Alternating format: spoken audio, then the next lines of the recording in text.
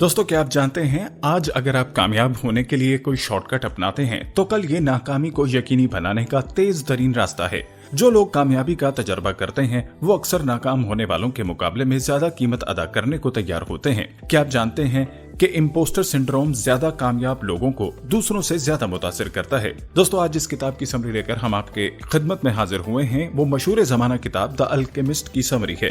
ये एक classic novel है जिसमें सेंटियागो नाम का एक लड़का एहराम मिस्र के खजाने की तलाश में मिस्र के सफर पर निकलता है और इसके बारे में बार बार ख्वाब देखने के बाद रास्ते में सरपरस्तों से मिलता है, मोहब्बत करता है और सबसे अहम बात यह है कि अपनी असल अहमियत सीखता है कि वो कौन है और अपने आप को कैसे बेहतर बनाने और जिंदगी में वाकई अहम चीजों पर तवज्जो मरकूज करने। 1887 में द पॉलो कोएल्हो अल्केमिस्ट के असल पुर्तगाली वर्जन लिखने में सिर्फ 2 हफ्ते लगे। वो इतनी तेजी से लिख सकता था क्योंकि जैसा कि उसने लिखा, किताब पहले ही मेरी रूह में लिखी हुई है और अगरचे शुरू में ये अच्छी तरह से फरोख्त नहीं हुई, कायनात ने कोएल्हो के ख्वाब को पूरा करने की साजिश की और किताब हिट हो गई। आज इसकी 65 मिलियन से ज्यादा कॉपियां फरोख्त हो चुकी हैं। इसने न्यूयॉर्क टाइम्स के बेस्ट सेलर लिस्ट में 315 हफ्तों से ज्यादा वक्त गुजारा और इस किताब में एक जिंदा मुसन्निफ की सबसे ज्यादा तर्जमा शुदा किताब का गिनीज वर्ल्ड रिकॉर्ड भी मौजूद है। हम जानते हैं क्योंकि हमारे लिए यही किया गया है। द अल्केमिस्ट के बहुत से मुतासिरकुन और आंखें खोलने वाले असबाक में से सिर्फ 3 ये हैं। आपके पास एक जाती लेजेंड है जिसकी पैरवी करना जरूरी है अगर आप खुश और भरपूर जिंदगी गुजारना चाहते हैं। आपका खौफ आपको किसी भी चीज से ज्यादा रोक रहा है। और आखिर में, जिंदगी का राज अगरचा 7 बार गिरना और 8 बार उठना है। आइए सीधे इस शानदार किताब में जाएं और देखें कि हम कितना सीख सकते हैं। इस किताब का सबसे पहला सबक है, if you want to reach your biggest goals and feel fulfilled, you must follow your personal legend. कहानी एक नौजवान हिस्पानवी चरवाहे के साथ शुरू होती है जो बार बार आने वाले ख्वाब देख रहा है। ऐसा हर बार होता है जब वो गिरजा घर की एक पुरानी इमारत के बाहर सैकमोर के दरख्त के नीचे सोता है। ख्वाब में लड़का एक बच्चे से सुनता है कि उसे खजाना तलाश करने के लिए मिस्र के एहरामों में जाना पड़ेगा। ख्वाब की ताबीर जानने के लिए खाना बदोश औरत से मुलाकात के बाद लड़का हैरान रह जाता है जब उसने कहा कि उसे मिस्र जाने की जरूरत है। मामलात को और भी अजनबी बनाने के लिए मेलिक ज़ेदिक नामी एक बूढ़ा आदमी लड़के से यही बात कहता है। ताहम इस बार वो शख्स लफ्ज पर्सनल लेजेंड का लफ्ज इस्तेमाल करता है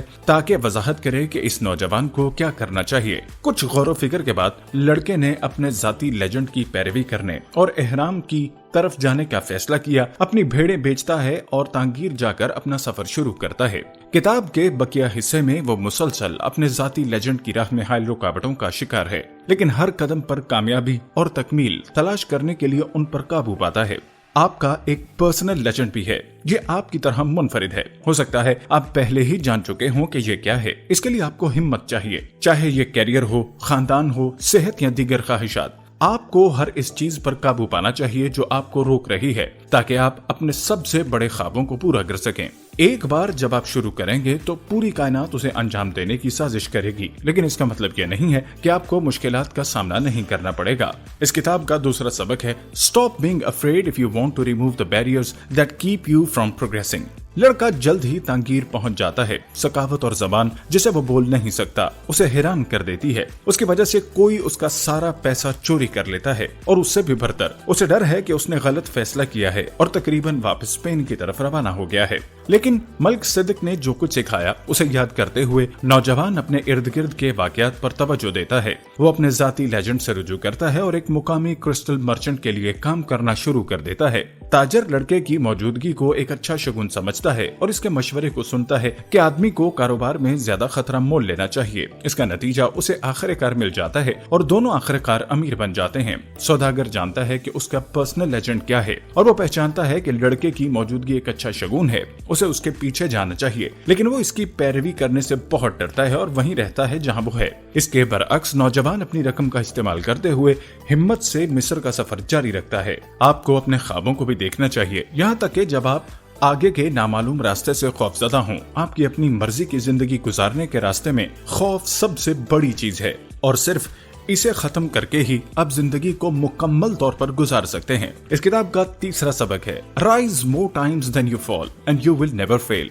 जैसा कि नौजवान का सफर जारी है, उसकी एक अंग्रेज से मुलाकात होती है जो उसे कीमियादान के बारे में बताता है जो शीशे को सोने में बदल सकता है। आखिरकार दोनों इस काफिले के हिस्से के तौर पर अल्फ्यूम में रुक जाते हैं जिसके साथ वो सफर करते हैं। वहां रहते हुए लड़का नखलिस्तान पर हमले का अंदाजा लगाने के लिए शगुन पढ़ने की अपनी नई सलाहियत का इस्तेमाल करता है। ये कीमियादान की तवज्जो हासिल करता है। दोनों आखिरकार मिलते हैं और वो नौजवान का सरपरस्त बन जाता है। कीमियादान जाती अफसानों की अहमियत भी बयान करता है।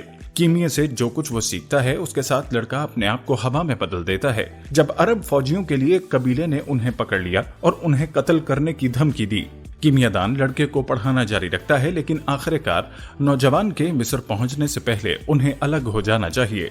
जब वो मिस्र पहुंचता है तो वो अपना खजाना खोदना शुरू कर देता है ताकि उसे फौरन मारा पीटा जाए और दोबारा लूट लिया जाए। मुर्दों में से एक उसे अपने ख्वाब के बारे में बताता है जिसमें उसे स्पेन के एक लावारिस चर्च में एक दरख्त के नीचे खजाना मिलेगा। लड़का इस शगुन को पहचानता है और अब जानता है कि उसका खजाना वाकई कहाँ है। वो स्पेन वापस लौटता है और उसे ऐन उस जगह पर तलाश करता है जहाँ उसने अपना पहला ख्वाब देखा था और उसे अपनी जाती लेजेंड को पूरा करने के लिए इस्तेमाल करता है और उसे आखिरकार खजाना मिल जाता है। इस नौजवान की तरह आप सफर में गिर सकते हैं, लेकिन अगर आप हर बार उठें और आगे बढ़ें तो कायनात एक बार फिर आपको वहां ले जाने की साजिश करेगी जहां आपको होने की जरूरत है।